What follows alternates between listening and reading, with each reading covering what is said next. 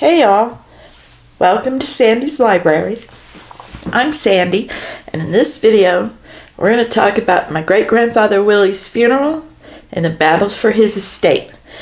These are all family tales about my grandmother's people.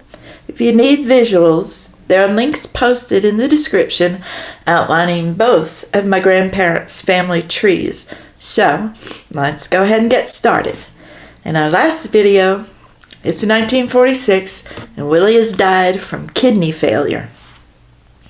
At his funeral, which was held at the RLDS Church in West Ouachita Parish, Louisiana, his sister from Arkansas, Anna Williams Smith, stands up during the funeral, points her judgmental finger at Willie's friends and family, and says, "All of you people are going to hell for believing in the Latter-day Saints Church." And y'all, that just brings me back to why were these people so afraid of the saints? Look, y'all, if it looks like a duck, walks like a duck, and quacks like a duck, it must be a duck. So anyway, Willie was buried in the family cemetery on the Williams farm, right smack dab between his first two wives, Lizzie Fuller Williams and Jessie Walters Mobley Williams. They were also the mothers of his children.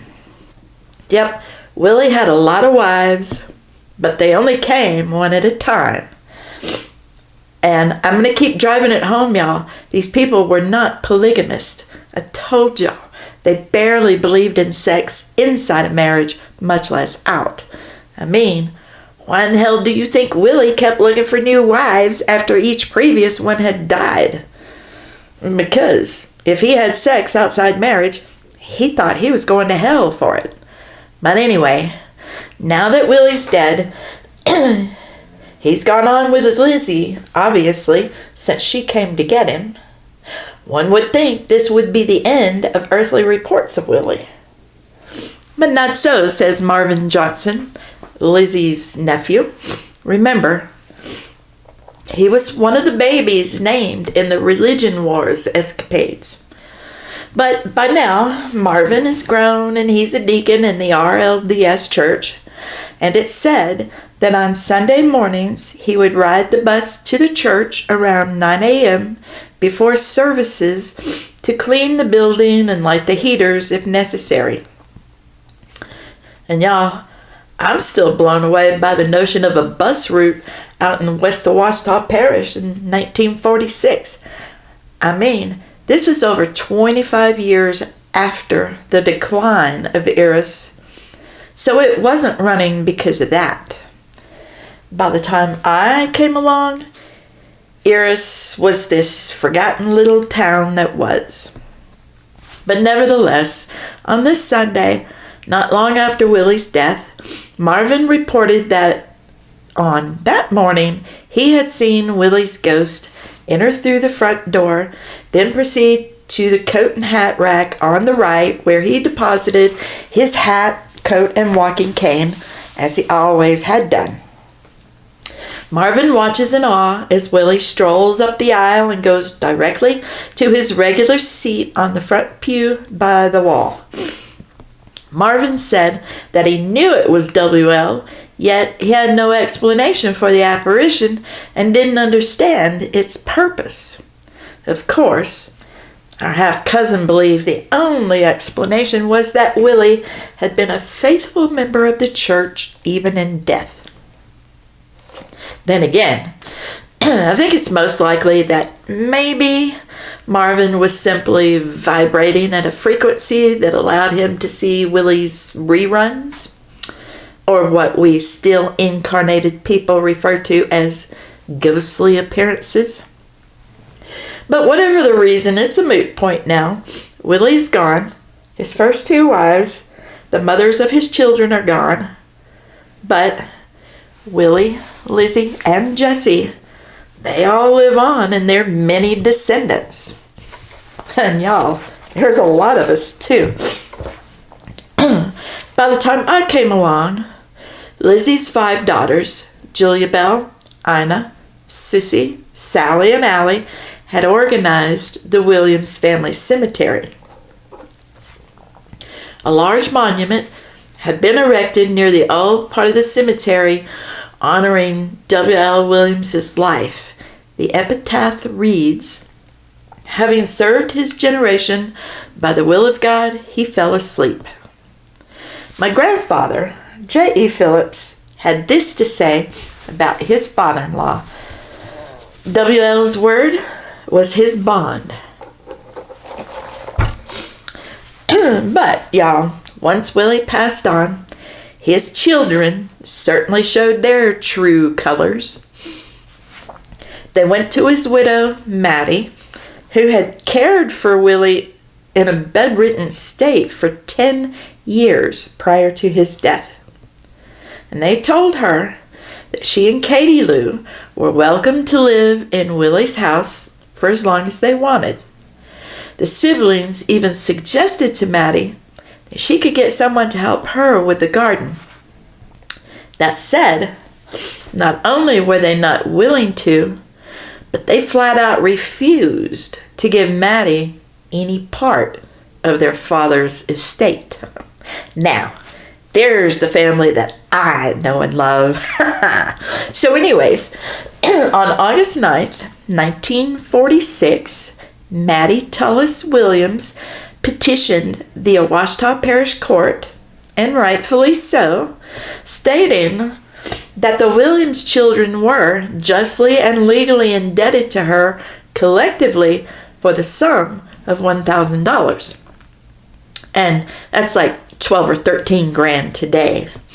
But as a result of the civil suit, the Williams children were forced to pay their stepmother her just part of the estate as the widow of W.L. Williams. I like the part where I have cousin says that Mattie chose not to stay on the farm after the lawsuit. That's one way to put it. Hey, look, I know the children. I was raised by one of the children, and I visited the other children quite often as a child, and I'm sure that the children's offer of a free house was off the table after they had to pay her $1,000. Because like I said, y'all, I know my family, and I knew my grandparents very well. They raised me. The only reason the children offered to let her stay there in the first place was they were hoping she'd be so grateful that she wouldn't ask for any part of Willie's estate. Nevertheless, Mattie and her $1,000 headed to Ruston to live with her brother and his son. Of course, she's expected to do all the housework and milk the cows too, which she didn't like. So she contacted her daughter, Katie Lou, who was attending LSU in Baton Rouge, telling her that she was unhappy with her arrangement. So Katie Lou, who's been rooming with Hazel Grider in Baton Rouge, transfers to Louisiana Tech in Ruston, quite possibly leaving Hazel in a lurch too. I mean, most people have roommates out of necessity more than anything else. Anyway, after relocating to Ruston, and I hope this next bit was after Katie Lou finished school, but she wrote a friend in Independence, Missouri, asking for help in finding a job there. Katie Lou and Mattie relocated to Independence, where Mattie lived until her death in January of 1983. Katie Lou married Ray McLaren November 27, 1954 in Missouri, and they had several children. Another interesting general tidbit about the Williams family that Aunt Allie told our half-cousin was that her father said his family was Red Irish and English. Our half-cousin, however, believed the Williams ancestry to be Welsh. And y'all, my DNA confirms that either could be the case.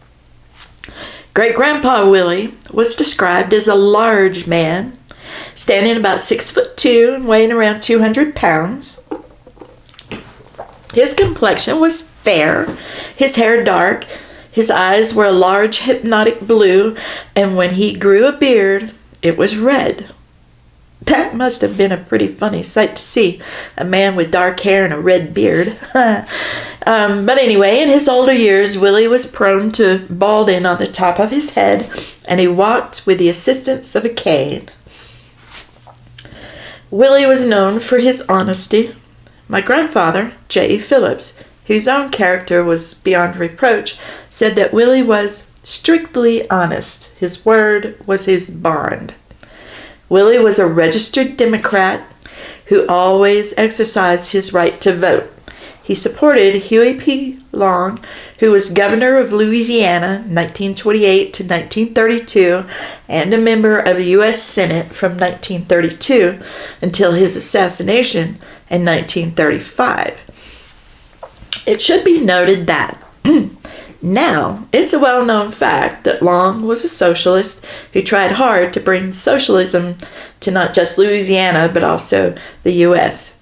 Yet, in the eyes of people like Willie and my grandfather, J. Phillips, who was also a registered Democrat, and to them, Long did a lot for Louisiana. Willie was quoted as saying, "Before Long was elected, it was difficult to travel anywhere in the state due to a lack of roads. During Long's administration, a proper road system was developed and bridges were built." But in this case, y'all, I think Long might have erroneously been given credit for something that the federal government was doing. It's not like Louisiana was the only state with proper road systems being built in the 20s and early 30s. I can tell you with confidence that today, my grandfather would not be a registered Democrat. Personally, I think he'd be a libertarian. Anyway, it's said that great-grandpa Willie was known for being a hard worker who provided a good living for his family. He farmed his land, about 450 acres, harvesting enough produce to meet his family's needs. Any excess was loaded onto his wagon where he'd travel around the countryside selling his wares, which included fresh vegetables, mostly potatoes and various greens, along with eggs, butter, and milk. From his first marriage, Willie had 8 children who survived into adulthood. It should be noted there were an additional 3 children from his first marriage who died young or in infancy. And then he had 3 children with his second wife, 2 of whom survived into adulthood. Plus, second wife Jessie also brought 4 stepchildren into the household. So basically, they had their own baseball team with relief pitchers. It's reported that none of these children went hungry or did without the basic necessities of the time. Their clothes were not rags, but they weren't store-bought or tailor-made either. Our female ancestors were women who handmade their family's clothing. On Great-Grandpa Willie's 450-acre farm, his big cash crop was cotton. In addition to his numerous gardens, he also raised cows, chickens, and hogs. Willie lived to see the invention of the radio, but not the television. Prior to his death in 1946, his daughter Sally gave him a radio, which he adored. He enjoyed listening to the Grand Ole Opry and the celebrities of the day singing hymns on Sundays. It's just too bad that he never got to witness the television. And well, guys, this concludes the life of my great-grandfather, Willie, or W.L. Williams. But we're not done yet. Willie had 10 kids, and there's a lot to say about them. And I might even have another story or 2 to share about the Fuller family as well. But I probably won't be back with those until after the holidays. So, with a little luck, I might still be here by then. So, until next time, later gators.